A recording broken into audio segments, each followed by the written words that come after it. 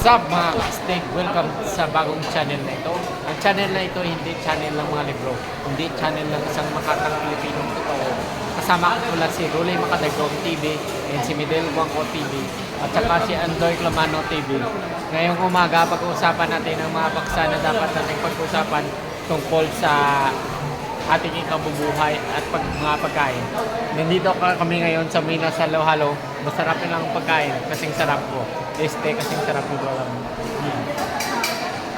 So yun mga idol. Tapos na kami kumain dito sa Minas Halo-Halo. At saka yung kasama ko, busog na busog talaga. Kasi yung tiyan niya parang bola na. Pero kapag tapos niyang kumain, hindi na yung lulobo. Kagaya ko. Hindi na lumubo yung katawan. Dahil ako ay isang Baskugan galing sa Iloilo. So yun mga idol, ayan pala ang mga tao dito, napakarami. Tingnan nyo. At saka nakaupo dito si Iha, mag-isa lang. Mamaya sasamahan siya ni Kalawang.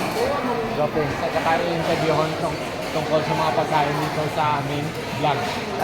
Masarap. Tapos maganda rin yung pag-serve nila sa amin at medyo nabusog talaga ako. At salamat sa mga viewers kag followers nila. So keep watching and enjoy the video mga idol.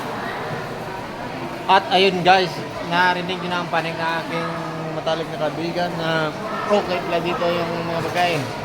Kasi ko yung bibig ko sa pagkain ko na sugatan. Okay lang kahit masugatan. At least hindi naman ako masasaktan.